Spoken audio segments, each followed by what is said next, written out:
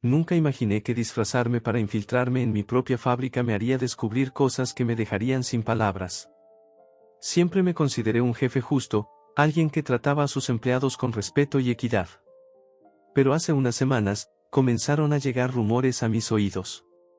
Comentarios sueltos, conversaciones en voz baja entre algunos supervisores y hasta quejas indirectas me hicieron sospechar que algo no estaba bien. Se decía que el ambiente en la fábrica era tenso, que había abuso de autoridad y que los empleados no se sentían cómodos trabajando allí. Al principio, pensé que podía ser solo exageraciones.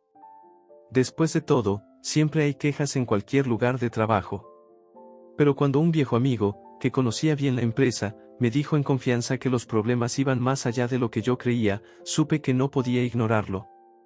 Mira, Andrés, me dijo Joaquín, mi antiguo socio, yo sé que confías en tu equipo de supervisores, pero hay cosas que no ves desde tu oficina. La gente no está contenta. Hay malos tratos. Si de verdad quieres saber qué está pasando, necesitas verlo con tus propios ojos. Sus palabras se quedaron en mi mente. ¿Cómo podía ver con mis propios ojos lo que sucedía si, en cuanto ponía un pie en la fábrica, todos cambiaban su actitud? No me quedaba otra opción, tenía que convertirme en uno de ellos. Con la ayuda de Joaquín, cambié mi apariencia.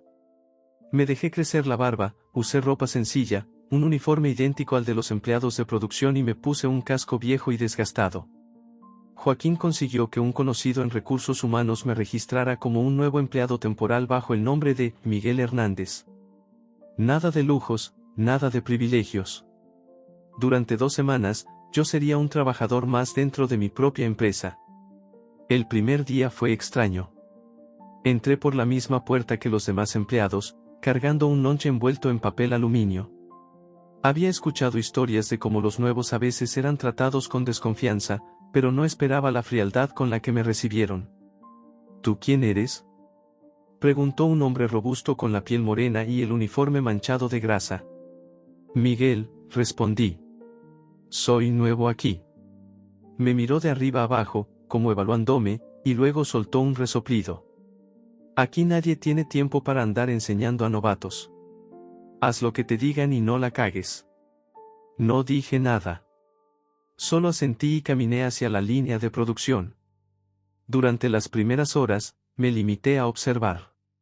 Los supervisores eran duros, sí, pero hasta cierto punto entendía que tenían que mantener la disciplina. Lo que me llamó la atención fue el silencio de los empleados. Trabajaban rápido, sin hablar mucho, con expresiones de cansancio y resignación. A la hora del descanso, me senté solo en una de las mesas del comedor. Desde ahí, pude escuchar fragmentos de conversaciones. ¿Qué tal la reunión de ayer?, preguntó uno de los trabajadores. Lo mismo de siempre. El jefe hablando de que somos una familia, pero ni nos conoce. Ni nos ve. Seguro ni sabe nuestros nombres. Sus palabras me incomodaron. ¿Así me veían? Yo siempre había creído que mantenía una relación cercana con mis empleados, que les daba las condiciones adecuadas para trabajar.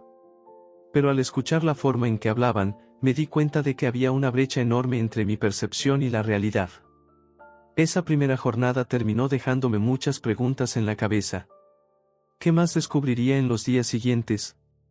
Los primeros días como Miguel Hernández no fueron fáciles. A pesar de que siempre me consideré una persona accesible, me di cuenta de lo difícil que era encajar cuando no tienes un nombre o un cargo importante que te respalde. En la línea de producción, nadie se molestaba en conocerme. Me daban órdenes rápidas, a veces con un tono que rozaba el desprecio, y si cometía un error, por mínimo que fuera, no perdían la oportunidad de señalarlo. Mi supervisor directo, un hombre de unos 40 años llamado Raúl, era especialmente áspero. Desde el primer momento me dejó claro que no tenía paciencia para novatos. Aquí no hay espacio para los que se andan haciendo pendejos, me dijo el segundo día, cuando tardé más de lo esperado ajustando una de las piezas. Si no te apuras, te vas. Aquí nadie es indispensable. Sí, señor, respondí con la cabeza baja, aguantando las ganas de decirle quién era en realidad.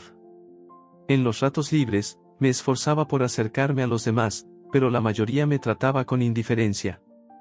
Parecía que la desconfianza estaba arraigada en todos. Lo único que compartían libremente eran las quejas. Las condiciones de trabajo, las largas jornadas, la presión constante. Pero había algo más oscuro que flotaba en el aire, aunque nadie lo decía abiertamente. Fue en uno de esos descansos, en el comedor, cuando empecé a comprender la verdadera magnitud del problema. Me senté en una mesa apartada, pero cerca de un grupo que hablaba con soltura, como si mi presencia fuera invisible para ellos. Al principio, el tema de conversación era banal, quejas sobre el sueldo, chismes sobre otros empleados, planes para el fin de semana. Pero entonces, la conversación tomó un giro que no esperaba. ¿Ya supieron lo del jefe?, preguntó un joven delgado de cabello alborotado, a quien había oído llamar Luis. ¿Qué cosa?, respondió otro, con evidente interés. Luis soltó una risa baja y miró alrededor como asegurándose de que nadie más estuviera escuchando. Dicen que al jefe lo pusieron ahí solo por cumplir una cuota, dijo, bajando un poco la voz, aunque no lo suficiente para que yo no lo escuchara. Ya sabes, para que la empresa se vea moderna y progresista. Otro de los trabajadores, un hombre mayor de cabello canoso llamado Ernesto, chasqueó la lengua con desprecio. ¿Tú crees que alguien como él podría estar al mando por mérito propio? Por favor. Si no fuera por las apariencias, ni siquiera habría pasado de un escritorio. Sentí un nudo en el estómago. Me costaba creer lo que estaba escuchando. ¿Eso pensaban de mí? Siempre creí que mi trabajo hablaba por sí mismo. Que había demostrado con hechos mi capacidad para dirigir la fábrica. Pero para ellos, mi posición no era más que un producto de las circunstancias.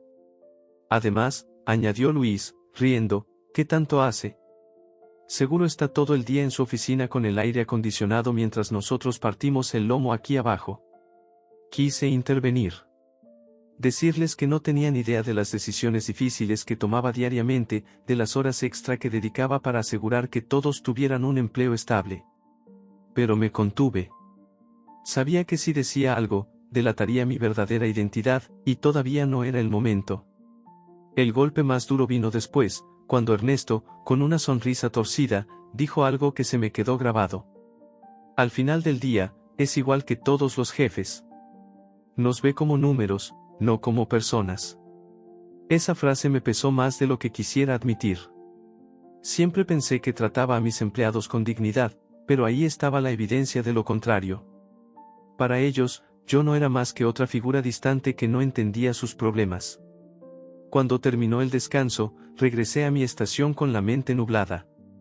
Cada vez que Raúl me daba una orden seca, cada vez que escuchaba una risa ahogada a mis espaldas, sentía que el abismo entre mi percepción y la realidad se hacía más profundo.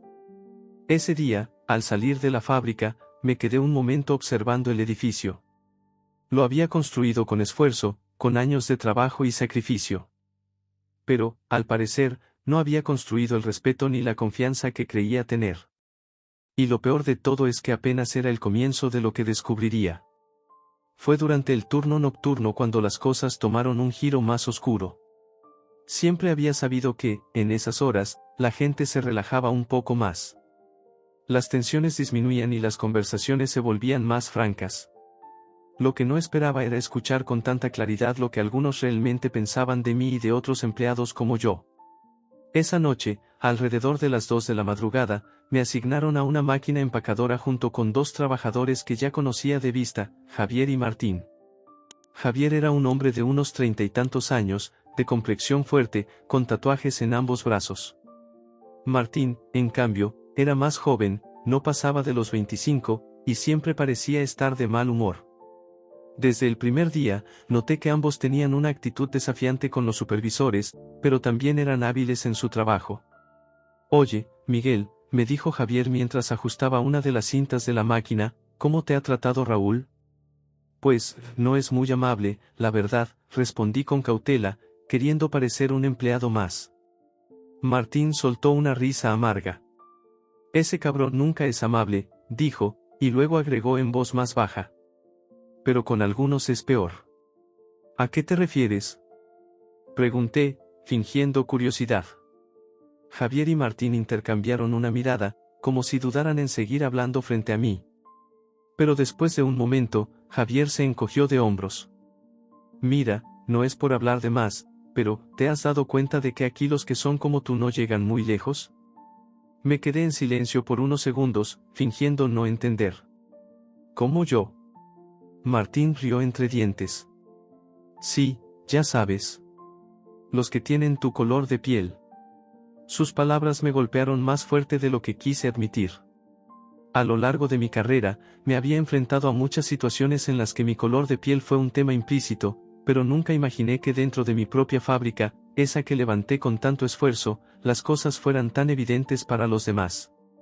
¿A poco crees que tienes alguna oportunidad de ascender aquí? Continuó Javier. No importa que tan duro trabajes, siempre van a encontrar una excusa para mantenerte abajo. Míranos a nosotros, intervino Martín. Llevamos años aquí y ni una pinche promoción. Y no es porque no sepamos hacer el trabajo. Es porque no somos de los que tienen buena imagen para los jefes. Quise decirles que no era cierto. Que cualquiera que trabajara duro podía avanzar. Pero después de casi 2 semanas infiltrado, no estaba tan seguro de mis propias palabras. Yo pensaba que era un jefe justo, pero ahora me preguntaba cuántas veces había pasado por alto las injusticias disfrazadas de decisiones administrativas. Dicen que el jefe es diferente, murmuré, tanteando sus reacciones. Que él entiende a la gente. Martín bufó con desprecio. ¿Diferente? Por favor. Él está allá arriba, bien cómodo, ganando un chingo de dinero mientras nosotros apenas llegamos al fin de mes. Apuesto a que si fuera blanco, ni siquiera tendría que esforzarse tanto para que lo respetaran, añadió Javier con amargura. Pero ya sabes cómo es esto. Si no tienes el color correcto, tienes que partirte el lomo el doble. Las palabras de Javier se quedaron retumbando en mi cabeza. Nunca me había visto a mí mismo como alguien que tenía que esforzarse el doble, pero entendí su punto. Toda mi vida profesional había tenido que demostrar mi valía más de lo que otros en mi posición. Y aún así, para ellos, yo no era más que otro jefe que veía por sus propios intereses. El resto del turno transcurrió en silencio. Yo trabajaba mecánicamente, mientras mi mente no dejaba de dar vueltas a lo que había escuchado. ¿Cuántas veces había ignorado las preocupaciones de mis empleados, pensando que todo estaba bien solo porque no me lo decían directamente? ¿Cuántas oportunidades se habían negado a personas como Javier y Martín solo por prejuicios silenciosos que nadie se atrevía a señalar? Cuando terminó el turno, me quedé un rato más, observando la fábrica en penumbras. Ese lugar que tanto me enorgullecía ahora me parecía un reflejo de las desigualdades que siempre había querido combatir. Lo que más me dolía no era lo que pensaban de mí personalmente, sino la certeza de que mi propia gente no sentía que tenían una oportunidad real de crecer. En ese momento, supe que no podía seguir siendo un simple observador. Algo tenía que cambiar. Y tenía que empezar por mí. El 12º día llegó más pesado que los anteriores. A esas alturas, ya no me quedaban dudas de que el ambiente en mi fábrica estaba lejos de ser el que imaginaba. Había escuchado comentarios racistas, burlas crueles y visto cómo algunos supervisores trataban a los empleados como si fueran máquinas en lugar de personas.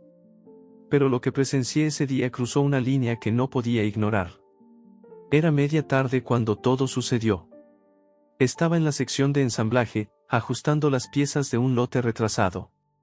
El calor del lugar era sofocante, el zumbido constante de las máquinas hacía que cualquier conversación pareciera un murmullo distante. De repente, noté un revuelo al otro lado del piso de producción.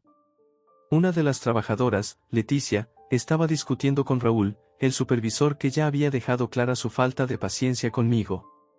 Leticia no era cualquier empleada. Llevaba más de 10 años en la fábrica, era conocida por su eficiencia y dedicación. Siempre la veía llegar puntual, trabajar sin quejas y ayudar a los nuevos cuando lo necesitaban. Pero en ese momento, su rostro estaba tenso, con las manos apretadas en los costados, mientras Raúl la miraba con una expresión de burla apenas disimulada. «Te estoy diciendo que necesito salir 1 hora antes», dijo Leticia, manteniendo la voz firme a pesar de la tensión. «Mi hijo está enfermo y no tengo con quién dejarlo». Raúl soltó una risa seca, como si la petición le pareciera una broma. «¿Y qué quieres que haga?». respondió con desdén. Aquí no es una guardería. Si no puedes cumplir con tu horario, ya sabes dónde está la puerta. Las palabras me hirieron, aunque no estaban dirigidas a mí. Sentí una mezcla de rabia e impotencia al ver cómo la humillaba delante de todos. Algunos trabajadores bajaron la mirada, otros fingieron estar demasiado ocupados para intervenir. Nadie quería cruzarse con Raúl, eso estaba claro. No estoy pidiendo un favor, replicó Leticia, respirando hondo para controlar sus emociones. Tengo derecho a salir por una emergencia. En ese momento, Raúl dio un paso más cerca, inclinándose hacia ella como si quisiera dejar claro quién tenía el poder. Derechos, murmuró con una sonrisa cínica. Aquí nadie tiene privilegios, Leticia. Si no puedes cumplir con tu turno, hay mucha gente allá afuera que sí puede. Me ardía la sangre. Era como si cada palabra me golpeara directamente en el estómago. ¿Cómo había permitido que alguien como Raúl representara la autoridad en mi empresa? Había confiado en él, creyendo que era un hombre profesional, pero lo que estaba viendo era otra cosa, un hombre que disfrutaba aplastar a los demás para sentirse superior. En ese momento, Leticia bajó la cabeza por un instante. Parecía debatirse entre seguir peleando o ceder. Pero antes de que pudiera responder, Raúl soltó el comentario que lo cambió todo. Además, dijo, en voz lo suficientemente alta para que todos lo escucháramos, si te pagaran por llorar, ya serías millonaria. La risa que soltó después me revolvió el estómago. Fue cruel, innecesaria, una humillación pública que ningún trabajador merecía. No pude quedarme callado. Oye, Raúl, dije con voz firme, dando un paso hacia él, ¿no crees que te estás pasando? Se giró hacia mí con una ceja levantada, sorprendido de que el nuevo se atreviera a cuestionarlo. ¿Y tú qué? Espetó. Haz tu trabajo y no te metas donde no te llaman. Por un segundo, sentí el impulso de revelar quién era, de ponerlo en su lugar de inmediato. Pero no lo hice. Sabía que si quería hacer un cambio real, necesitaba pruebas concretas. Algo que nadie pudiera negar. Leticia me lanzó una mirada agradecida, pero también de resignación. Sabía que, aunque alguien hablara en su defensa, poco cambiaría si los de arriba no hacían nada. Esa mirada me partió el alma. Esa tarde, cuando terminó el turno, esperé a que todos se fueran. Me dirigí a mi oficina, aún con el uniforme puesto, y revisé los reportes de incidentes de los últimos 6 meses. No había nada sobre Raúl. Ninguna queja formal. Pero ahora entendía por qué. ¿Quién se atrevería a levantar la voz si sabía que no pasaría nada o, peor aún, si temía perder su empleo? Ahí, sentado en mi propio escritorio, tomé una decisión, no podía seguir escondiéndome. Era hora de actuar. Pero antes de enfrentar a todos, necesitaba asegurarme de que la verdad saliera a la luz de una vez por todas. Al día siguiente, llegué más temprano de lo habitual. Aún llevaba puesto el uniforme, el mismo que había usado durante las 2 semanas en las que me infiltré como un trabajador más. Pero esa mañana no estaba allí para ensamblar piezas ni para ajustar máquinas. Era el momento de enfrentar la verdad de frente y poner fin a todo lo que había visto y escuchado. El ambiente en la fábrica parecía el mismo de siempre. Los empleados llegaban de forma rutinaria, algunos con los ojos cansados por el turno nocturno, otros hablando en murmullos mientras se dirigían a sus estaciones de trabajo. Pero algo en mí había cambiado. Ya no veía la fábrica como el lugar organizado y justo que pensaba haber construido. Ahora la veía con ojos distintos, más conscientes de las injusticias silenciosas que había permitido, sin saberlo, que crecieran bajo mi mando. A las 9 en punto, llamé a una reunión general en el área de ensamblaje. Un mensaje por el sistema de altavoces anunció que todos debían acudir. Los empleados comenzaron a reunirse lentamente, confundidos por la convocatoria inesperada. Algunos intercambiaban miradas curiosas, otros parecían nerviosos. Los supervisores, en especial Raúl, tenían una expresión de irritación por la interrupción del trabajo. Cuando todos estuvieron allí, subí a una de las plataformas metálicas que se usaban para revisar las máquinas más altas. Me tomé un segundo para observar a las decenas de rostros frente a mí. Algunos me reconocían vagamente como el nuevo, mientras que otros ni siquiera habían notado mi presencia durante esas semanas. Respiré hondo y, con calma, me quité el casco y el crachá falso. El silencio que siguió fue absoluto. Algunos empleados abrieron los ojos con sorpresa al reconocerme. Otros murmuraron entre ellos, incrédulos. Pero los rostros más impactados fueron los de los supervisores, especialmente Raúl, que de repente parecía menos seguro de sí mismo. Buenos días, empecé, dejando que mi voz firme se escuchara por todo el espacio. Para los que no me conocen, soy Alejandro, el dueño de esta fábrica. El silencio se profundizó. Nadie se atrevía a decir una palabra. Observé sus rostros con atención antes de continuar. Durante las últimas 2 semanas, he trabajado entre ustedes. No como jefe, sino como uno más. Quería ver con mis propios ojos cómo se desarrollan las cosas aquí. Quería entender lo que pasa cuando no estoy detrás de un escritorio. Algunos empleados intercambiaron miradas incómodas. Los supervisores, en cambio, parecían tensos, como si ya imaginaran lo que venía. Lo que he visto, dije, pausando por un momento para dar énfasis a mis palabras, no es algo de lo que pueda sentirme orgulloso. Pude notar cómo algunos bajaban la mirada. Continué, sin suavizar lo que tenía que decir. He escuchado comentarios racistas. He visto cómo algunos supervisores humillan a quienes trabajan duro cada día. He visto el abuso de poder y la falta de respeto hacia personas que merecen dignidad. Las palabras salían con firmeza, pero también con el peso de la decepción. No estaba allí para avergonzarlos, pero tampoco iba a permitir que la verdad se ocultara. Ayer presencié cómo un supervisor humilló públicamente a una trabajadora que solo pidió salir temprano para cuidar a su hijo enfermo. Y no es el único caso que he visto.